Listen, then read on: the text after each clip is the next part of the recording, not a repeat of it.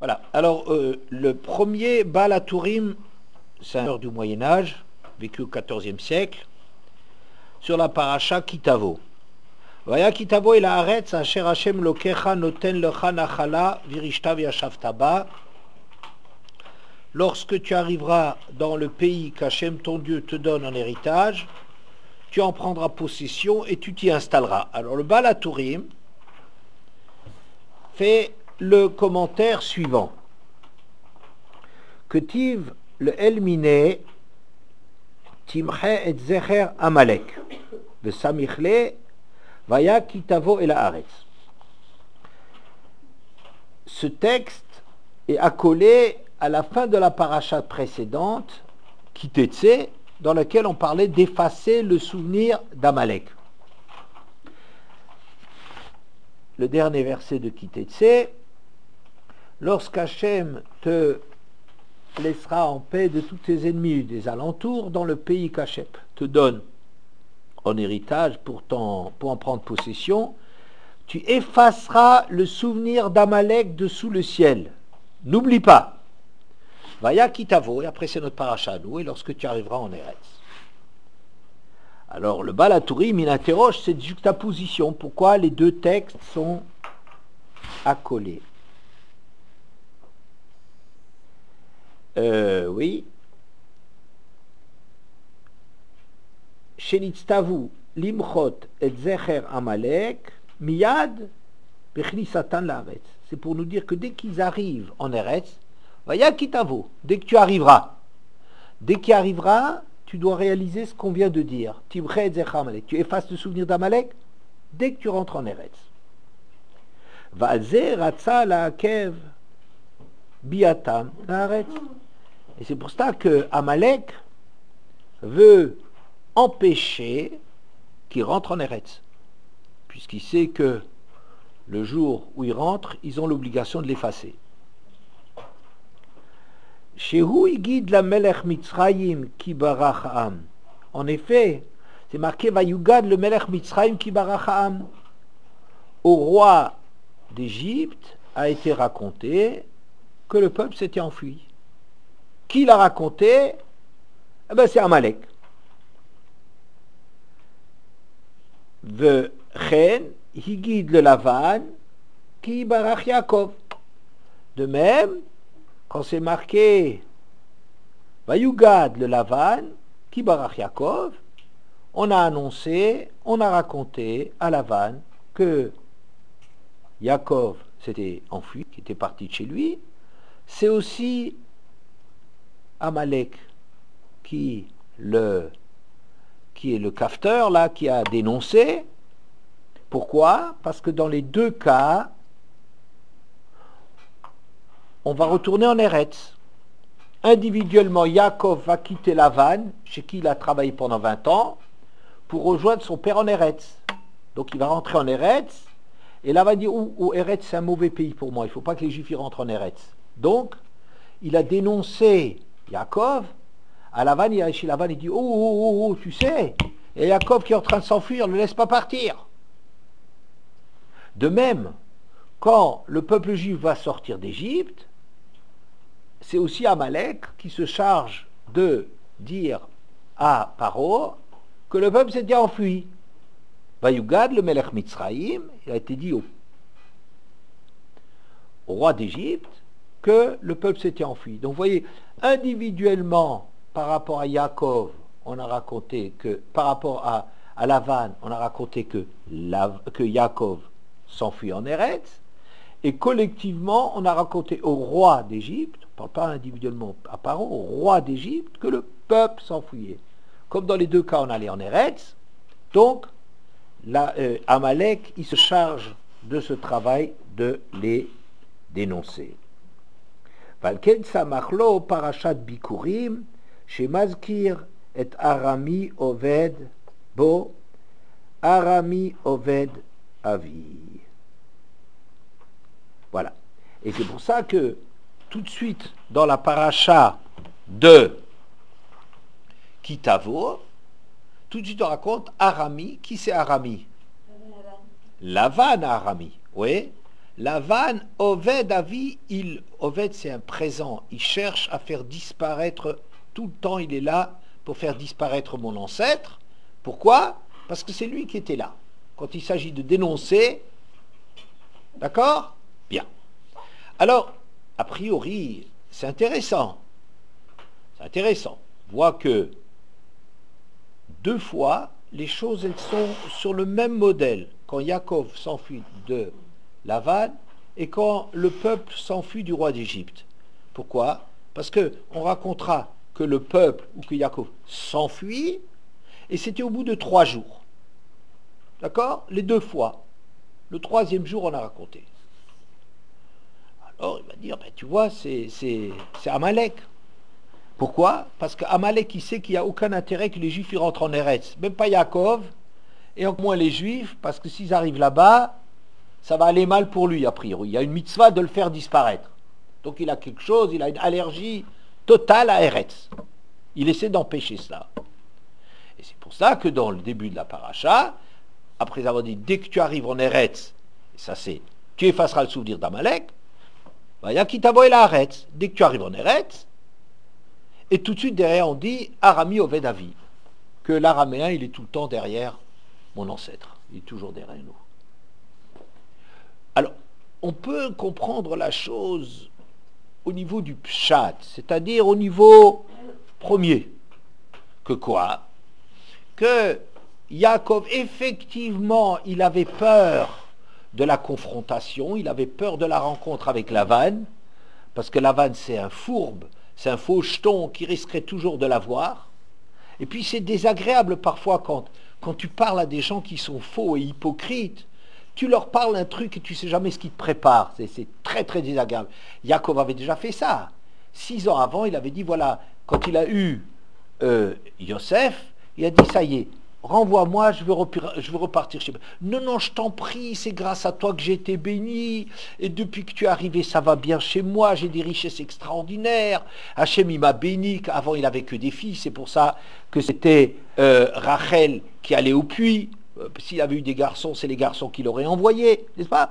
Et grâce à Yaakov, on voit à la fin de la paracha qu'il a des enfants, que Lavan a eu des garçons. Des enfants, il avait des filles. Mais des garçons, il en a eu seulement grâce à la présence de Yaakov, des richesses fabuleuses grâce à la présence. Et c'est vrai que Yaakov, ici, quelque part, quand il lui a parlé, ça tourne mal, et l'autre, il va lui raconter des bobards, il va le... alors, c'est des choses que c'est un peu désagréable de... Alors, Yaakov, c'est vrai qu'il évite la confrontation, et il part. On va dire, il lui raconte qu'il s'est enfui. Bien. Avec Paro, on peut dire que le peuple avait dit normalement qu'il va sortir seulement à 3 jours de distance. Laisse-nous partir pour faire des sacrifices en dehors de l'Égypte. Ouais. Bon, alors peut-être au bout du 3e jour, ne les voyant pas venir, il y a des espions de Amalek qui va lui dire, ah, tu vois, ils ne sont pas encore là. Ils ont pris la fuite. D'accord?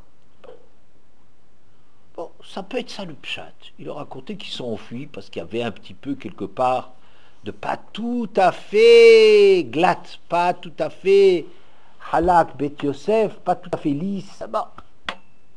Mais fondamentalement, est-ce que Lavan a le droit d'entendre qu'il s'est enfui? Dis-moi, c'est pas un voleur. Il t'a donné la bracha, il t'a enrichi, tu as eu des garçons, tu as eu tout depuis qu'il est là, tu l'as supplié de rester chez toi encore pour travailler. Oui.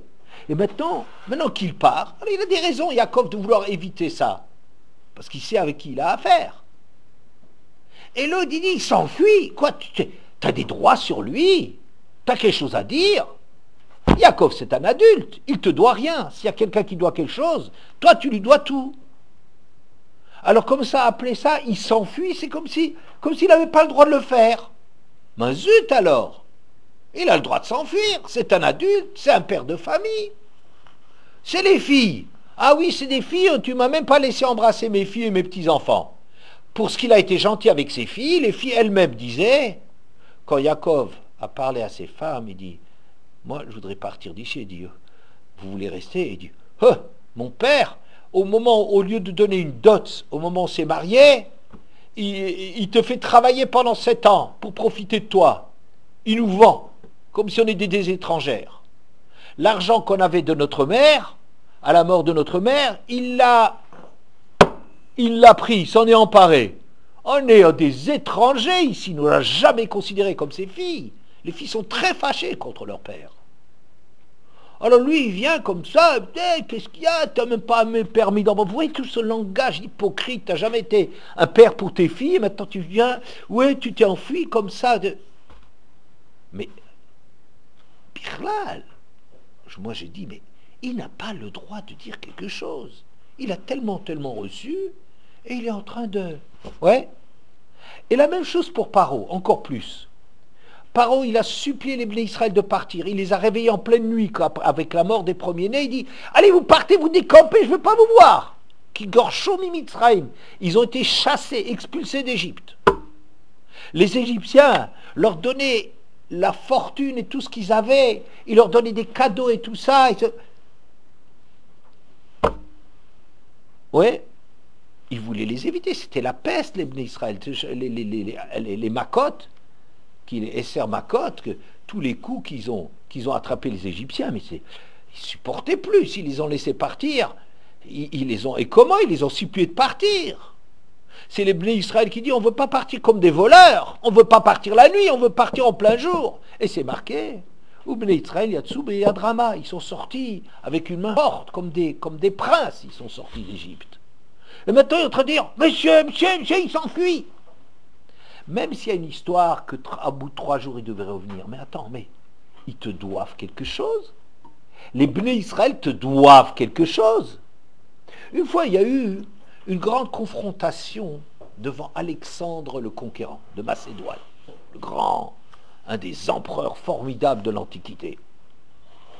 Parce que les Égyptiens, ils ont attaqué les Hébreux, ils ont dit, oh, ils ont pris des beaux couverts chez nous, tout ce que les gens leur ont donné. Hein? Bon, enfin, peu importe.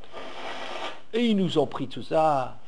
Alors, il y avait un juif qui est allé pour combattre la cause des juifs. Il dit, mais sur quoi vous vous appuyez pour dire qu'on vous doit quelque chose? Il dit, sur la Torah. Sur la Torah, c'est marqué qu'ils ne sont pas Ve'enatsu et Mitzraïm. Ils ont vidé l'Égypte tellement ils ont eu des cadeaux et tout ça. Bon. Alors on réclame ça. Ils nous doivent ça. Elle dit, ah, parce que la Torah, c'est sérieux, vous faites que vous, les goïms, les Égyptiens, vous comptez. Oui, oui. Dites-moi, c'est marqué là-dedans qu'on a été esclave en Égypte pendant 210 ans. Où est-ce qu'on a été payé? Les Égyptiens, ils ont vu que leur dette, elle était 10 fois plus grande que tout ce que les Bnei Israël ont pris. Et ils ont pris leurs jambes à leur cou, ils ont laissé des terrains avec avec des récoltes. Ils avaient peur qu'on commence à faire les comptes. Oui. C'était d'ailleurs, ça tombait très bien parce que c'est une année de Shemitah où en Israël on ne travaille pas la terre et on ne sait pas toujours d'où est-ce qu'on va avoir des récoltes. Mais ils ont eu les récoltes des Égyptiens qui se sont enfuis quand ils ont... Vous voyez bien, quand il y a un procès ou n'importe quoi, c'est pas les Juifs qui doivent aux Goïms.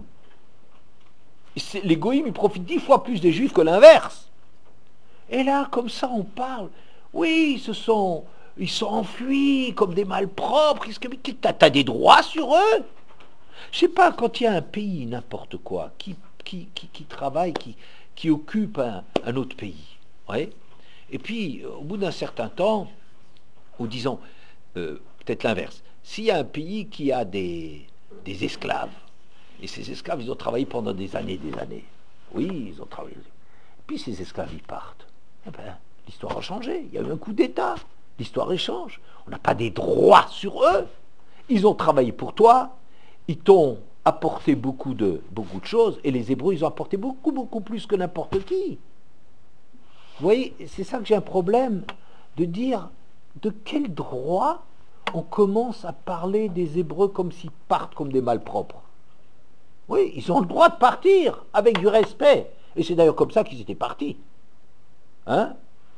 Et Laban, d'ailleurs, il a dit, ouais, si tu m'avais dit, je t'aurais accompagné avec de la musique.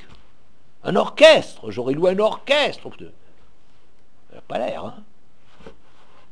Voilà, ça c'est un premier problème. Le deuxième problème que je me pose là-dessus, c'est, et pourquoi quand ils arrivent en Eretz, c'est fini?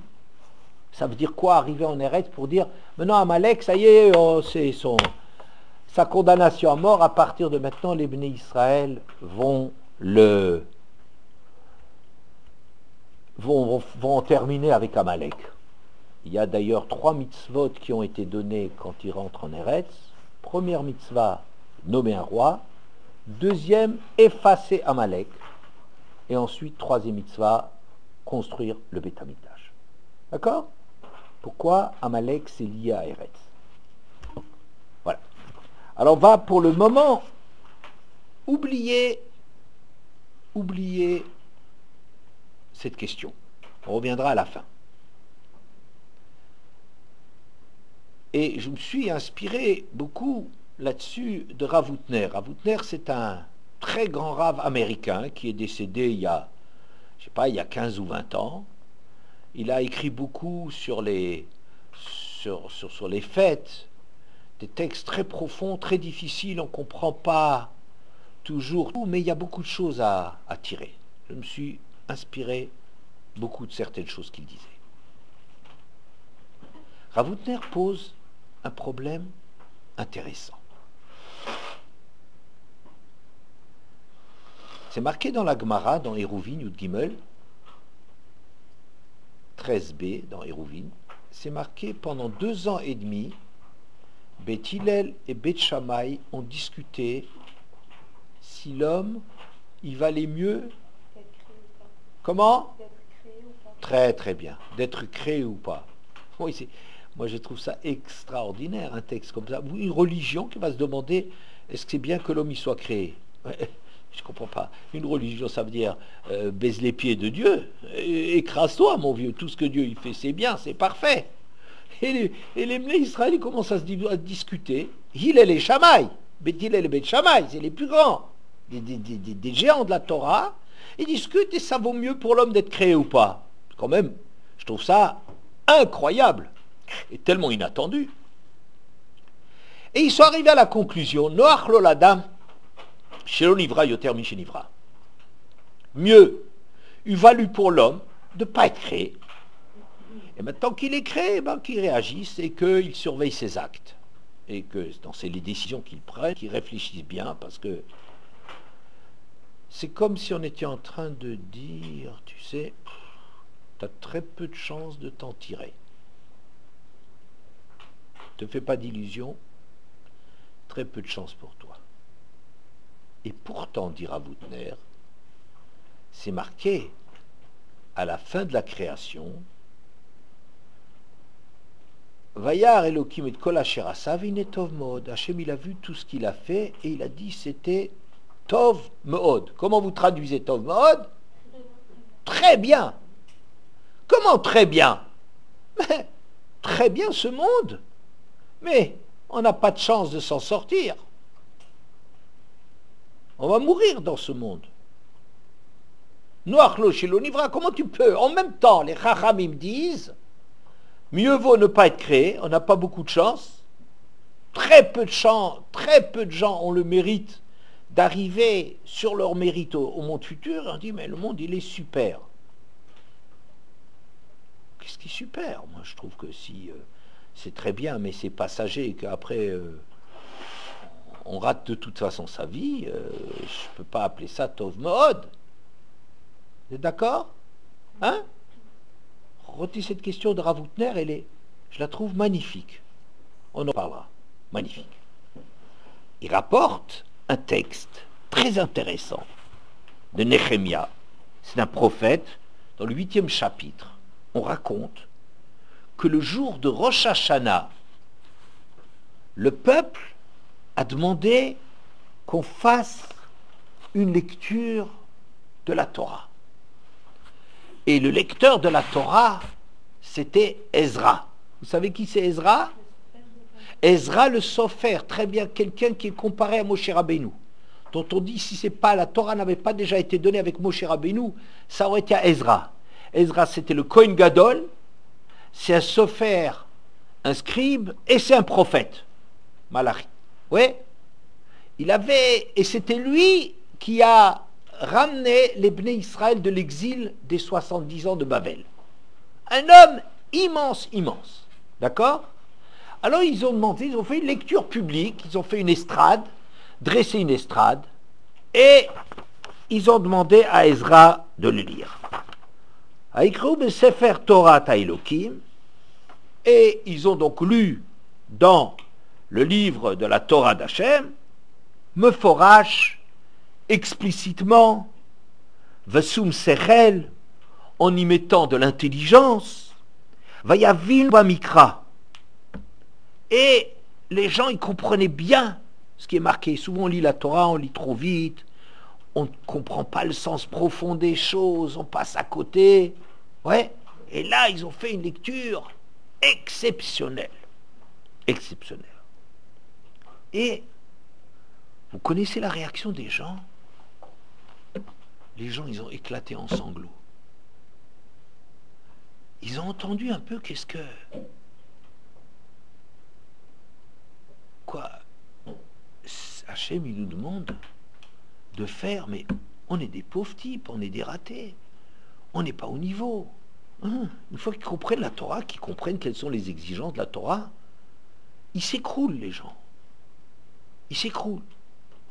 Alors Nehemia, qui est le second, si l'on veut, de Ezra, aussi un prophète, dans le verset Yud, Vayomer lahem, il leur dit, le chou, ichlu mashmanim ushetu mamtakim, veshilchu manot le'ein nachon lo.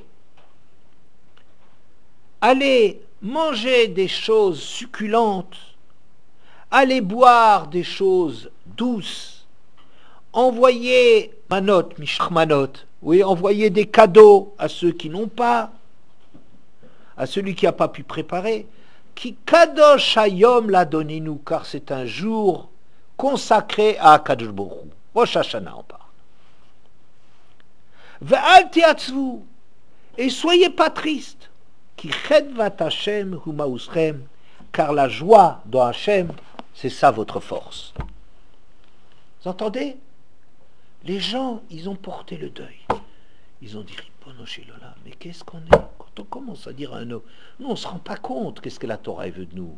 Comprenez, c'est gentil ce qu'on dit de la Torah.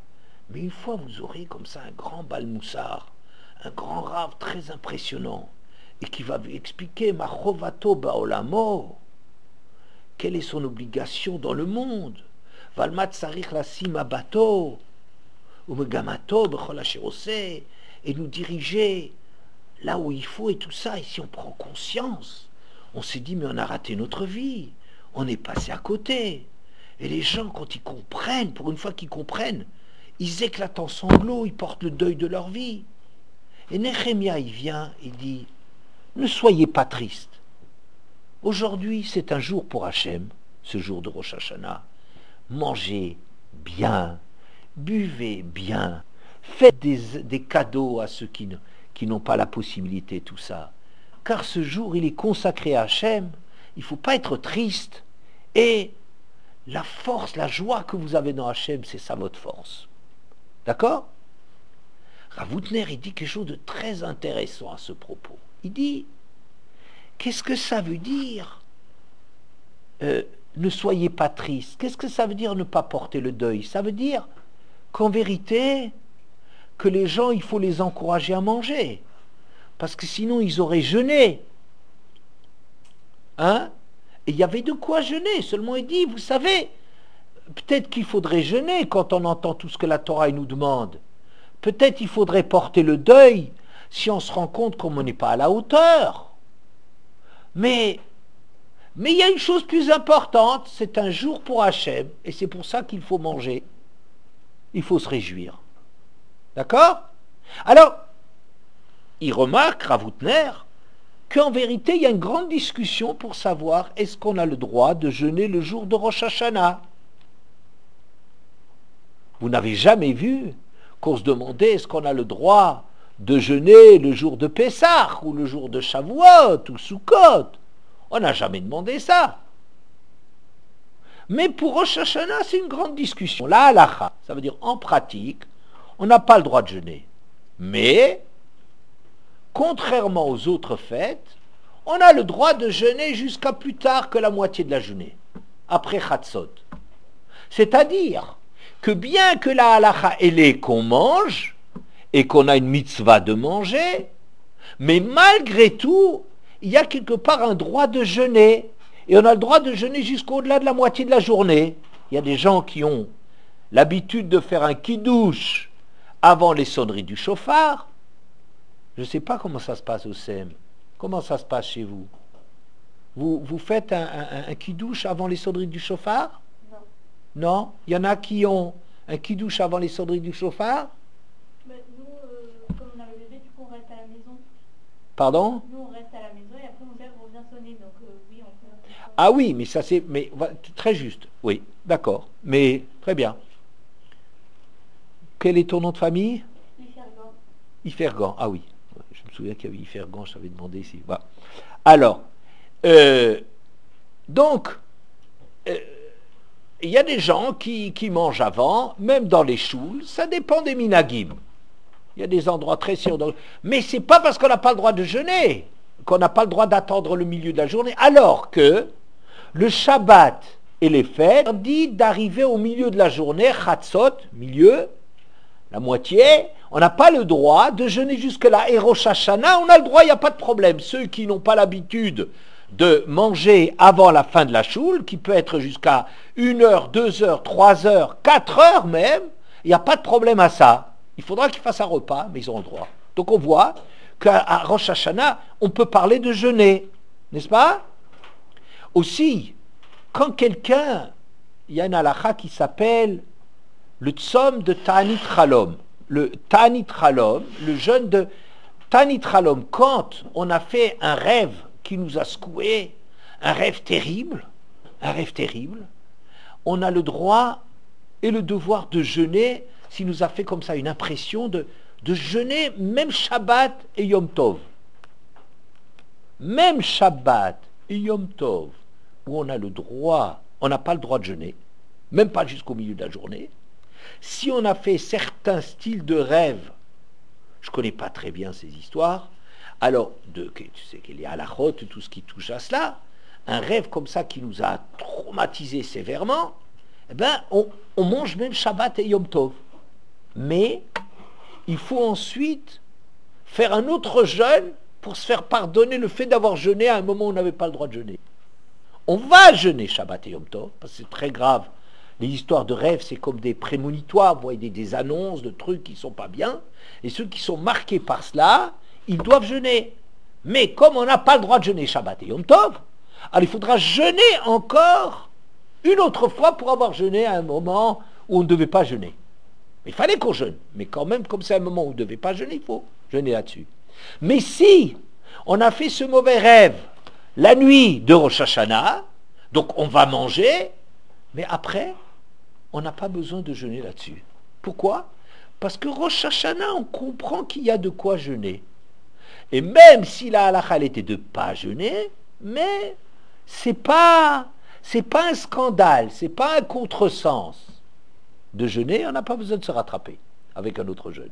Ok? J'ai pas compris. La halakha, elle dit qu'il faut quand même jeûner du coup Shabbat quand on fait un rêve. Oui. Sauf qu'il faut jeûner après d'avoir jeûné. Oui? Pardon? Plus fort. À Rosh Hashanah, du coup, j'ai pas compris.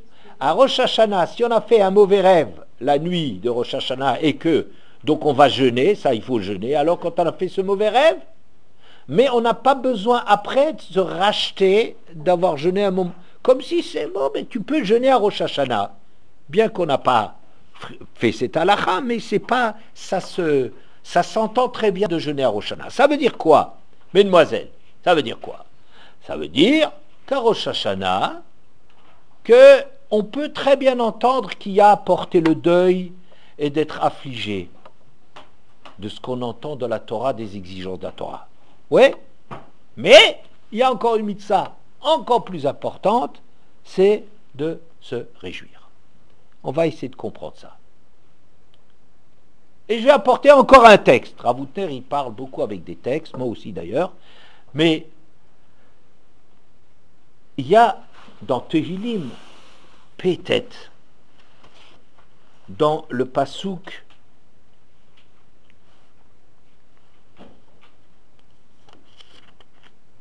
Tetzaï, 16.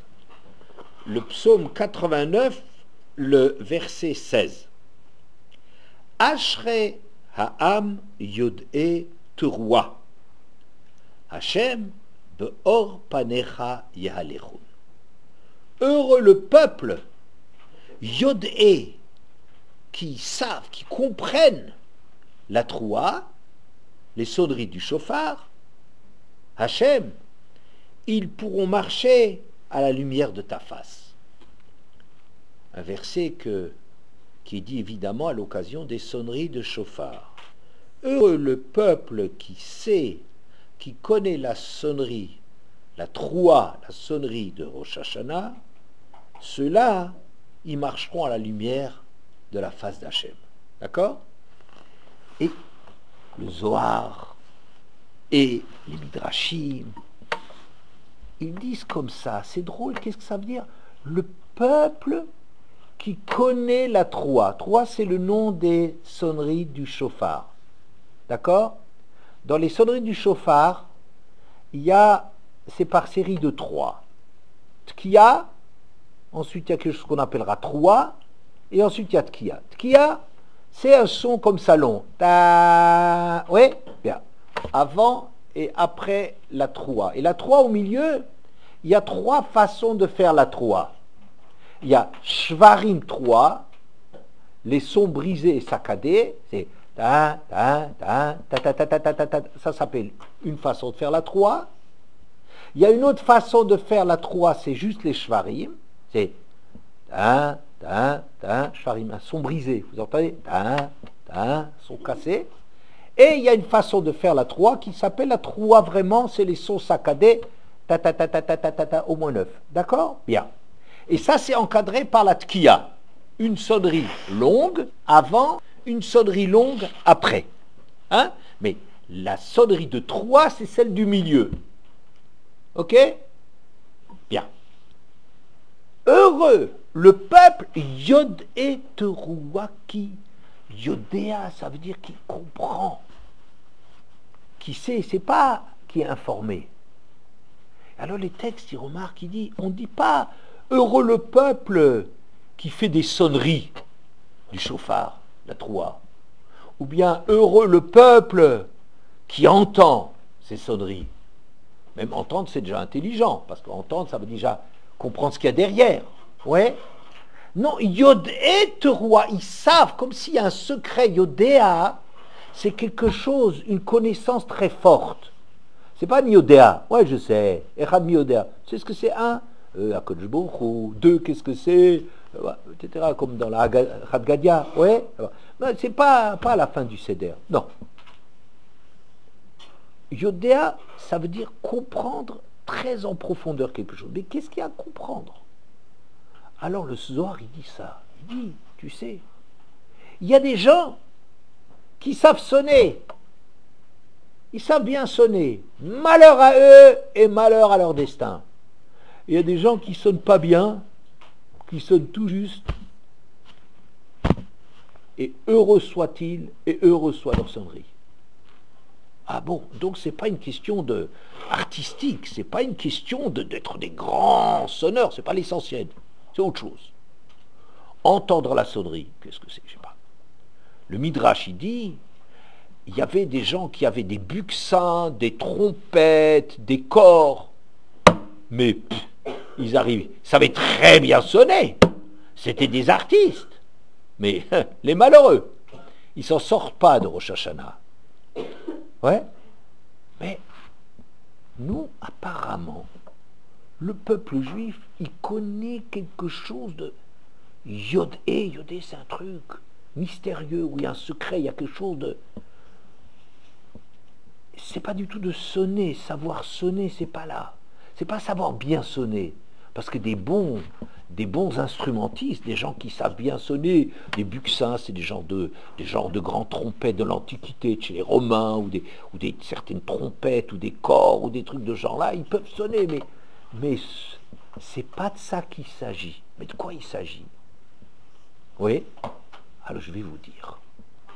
La teroua, est-ce que quelqu'un sait la traduction de teroua.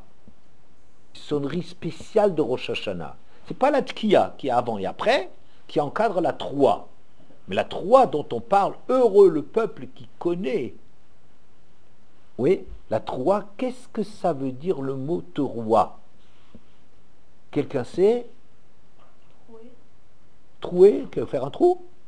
Ouais, je crois. Non. Non. Teroua, c'est ébranler. Raoua. Ébranler. Teroua, c'est le son qui nous ébranle. Terohem, Beshevet Barzel. À Rosh Hashanah, la troua, on est ébranlé de Shevet. Vous savez ce que c'est Shevet? Pardon? Très bien, c'est une tribu, oui. Et l'autre traduction, Shevet, c'est le sceptre. Charvit shel Otokar. C'est quoi? C'est le sceptre d'Otokar, c'est le Tintin qui s'appelle le sceptre d'Otokar. Charvit. Vous voyez la famille Charvit. Charvit, ça veut dire un sceptre. Shevet, c'est quelque chose de la marque du pouvoir royal, le sceptre. Barzel, c'est du fer. Le jour de Rosh Hashanah, Terohem Beshevet Barzel, tu les ébranles avec un pouvoir de fer. Ça veut dire quoi?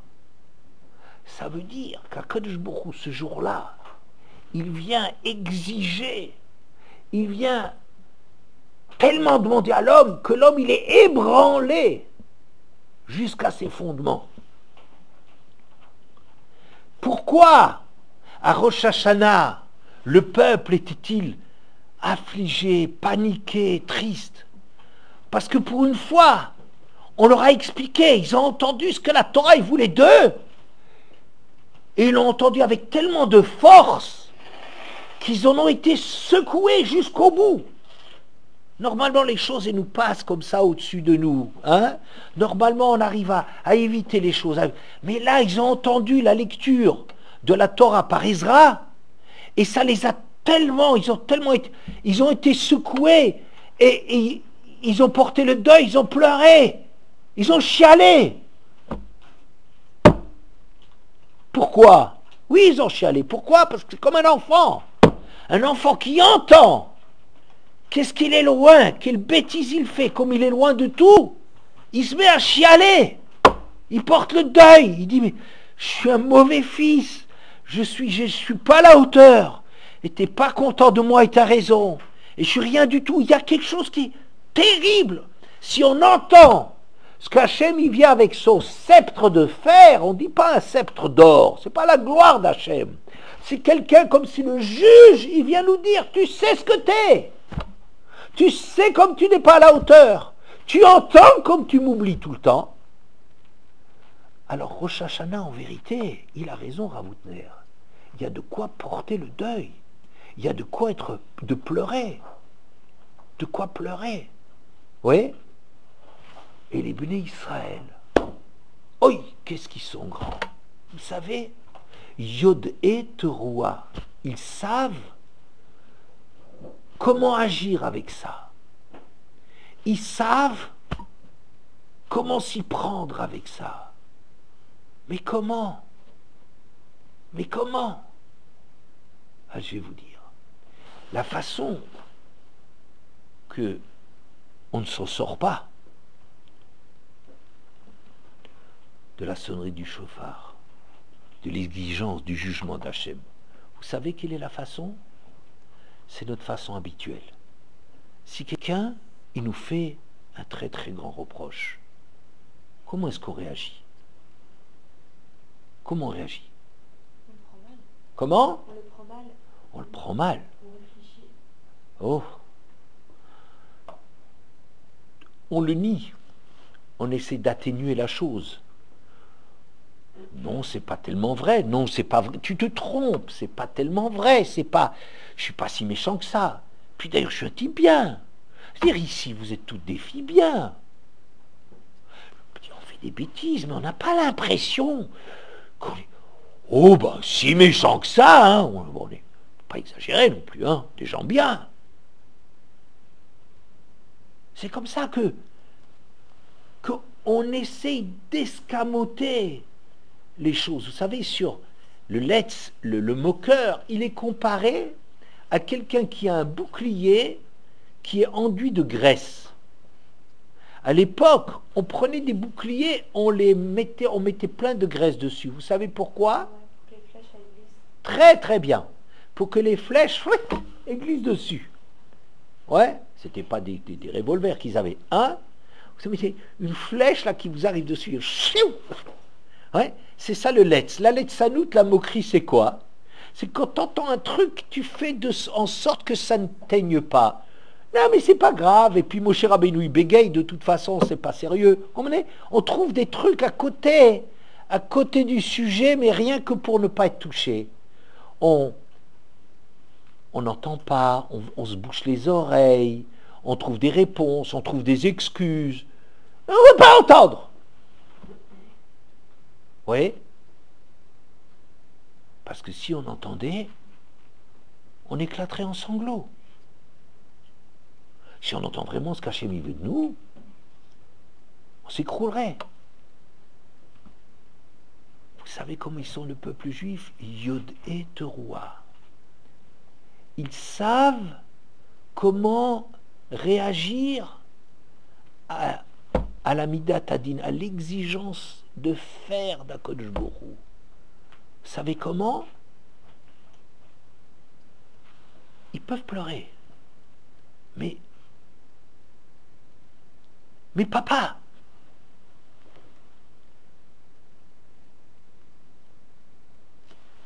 vous entendez? Un enfant, son père, il lui dit des choses très très très dures. Il pourrait ne pas les écouter. C'est pas ça qu'il faut. Yodé 3, ça veut dire entends ce que je te dis, écoute ce que je te dis, pénètre-toi ce que je te dis. Alors on entend, mais je vais mourir, il me chasse. Je dis, mais papa, tu me lâches pas. Vous comprenez la réaction? Mais papa,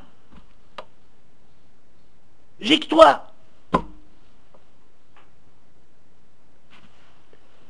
Vous entendez ce qui se passe? On a transformé la chose qui était une accusation qui nous fait effondrer. Et puis on dit, mais papa, Hachem, be'or panecha yalechun. Hachem, on va à la lumière de ta face. Comment ça? Parce que si on accepte d'entendre, on ne se dérobe pas, on ne fuit pas. Mais on entend simplement que, tu sais, on est beau à mettre à la poubelle, puis rien tirer de nous, et qu'on dit, je veux vivre. Yod et Teroua. Alors, ça y est, tout change.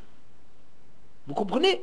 On a rebondi sur le fait que c'est quelque chose de terrible, et on ne fuit pas, mais on entend simplement que c'est... Mais je veux vivre. Tu me lâches pas. C'est ça la simcha de Rosh Hashanah. La simcha de Rosh Hashanah, c'est pas une fête comme les autres.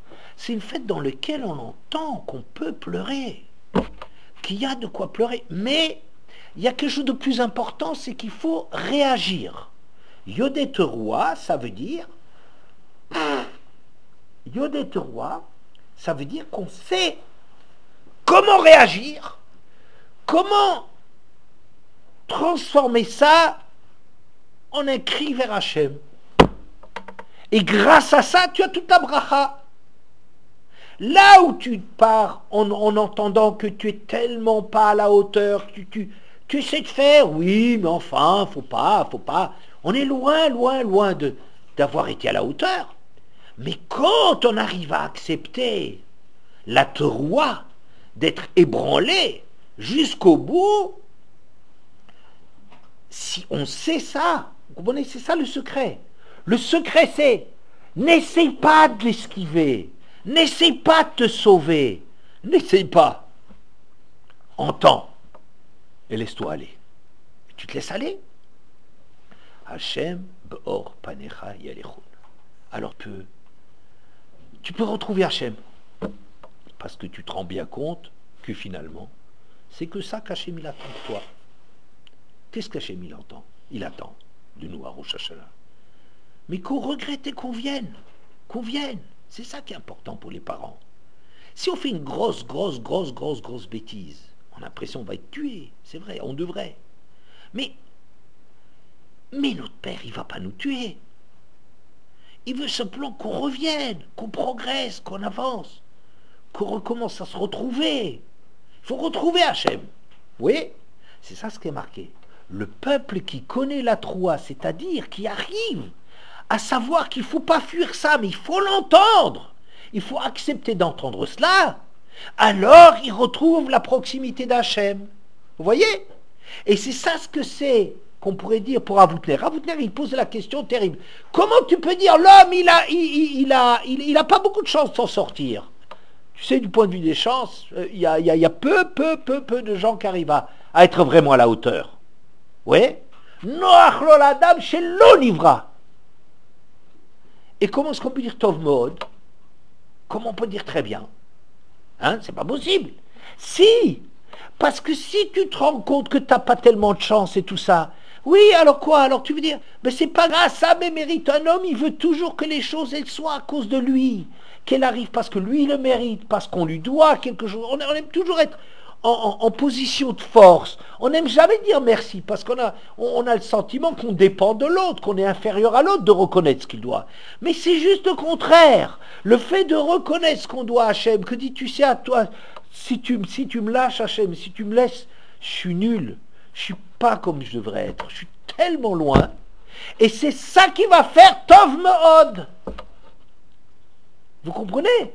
Ça veut dire, justement, parce que tu arrives à entendre que tu n'es pas à la hauteur, et à ce moment-là, ça déclenche chez toi un appel vers Hachem. Donc vous comprenez bien, c'est vrai qu'il ne faut pas jeûner à Rosh Hashanah, mais en vérité, il y a de quoi jeûner. Ça veut dire, il faut entendre que c'est triste, hein, comme on est, oh là, comme on est loin, oh là là, qu'on n'est pas à la hauteur, oh là, et encore plus. Ébranlé jusqu'au fond. Oui, il y a de quoi être triste, il y a de quoi porter le deuil sur nous, c'est vrai. Mais, malgré cela, ou à cause de ça, on rebondit là-dessus, et on sait, mais tu sais papa, hein, je sais que tu es quand même papa. Ça nous permet de retrouver, d'être à la hauteur. Et alors, toutes les brachot de Rosh Hashanah, c'est le moment des brachot dans l'année. Il dit, je comprends pas. C'est le moment du jugement, et tu dis, toute la nourriture, toutes les brachot, c'est ce qu'on demande à Rosh Hashanah. Des brachot. Comment tu peux demander des brachot alors que t'es pas à la hauteur, c'est un moment de jugement? Comment c'est possible? Les gens vont imaginer, mais il faut nier, il faut dire, ça vaut toujours peine. C'est pas vrai, c'est pas tellement comme ça, c'est pas comme tu le racontes. Et ça. Ceux-là, ils n'ont pas de bracha.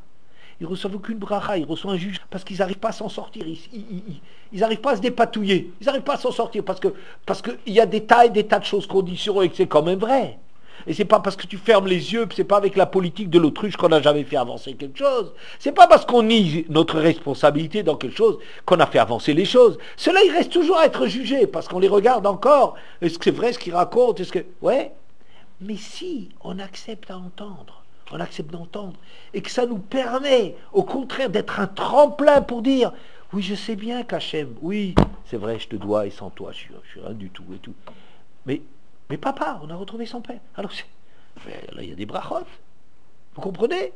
Comme un enfant au début, il hésite, il a fait tellement une chose, une grosse bêtise, il n'est pas à la hauteur de ce qu'on attend de lui, il avance comme ça.